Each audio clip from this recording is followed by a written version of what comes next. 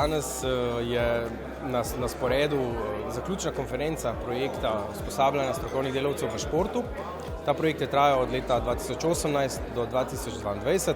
Danes smo malo, pogledali, kaj se je v projektu zgodilo, kakšni so bili cilji, kakšen je pomen in pa predvsem kakšna je zapuščina tega projekta in pa področja, na katerem je projekt deloval.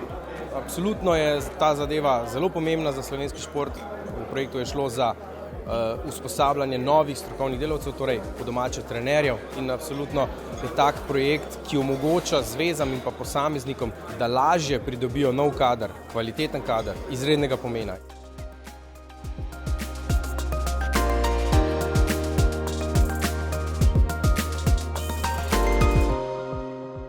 V športu lahko delajo le tisti, ki so usposobljeni najmanj na prvi stopnji, in v mnogih športih se opazuje, da pravzaprav kader pomanjkuje, kar pravzaprav že ogroža osnovno podstat slovenskega športa, to je pa delo z mladimi.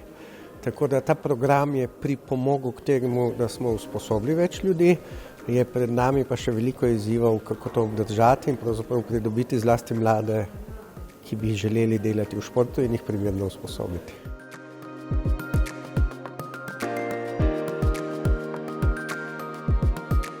Bom izpostavil en problematičen del in problematičen del je v bistvu fluktuacija kadrov. Saj ne nazadnje vsi, ki se usposobijo, se tudi vedno ne vključijo v samo delovanje.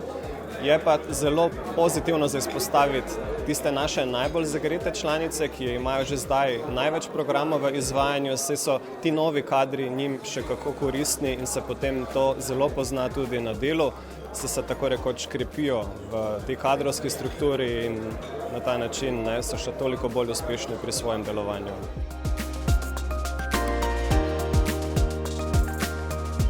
Veseljem se srečujemo, namreč takrat je najlepše, ko se srečamo generacije, ko se srečujemo z mlajšimi generacijami, ko lahko z njimi predebatiramo, se pogovorimo, iščemo skupne rešitve in mislim, da je to izjemno pomembno.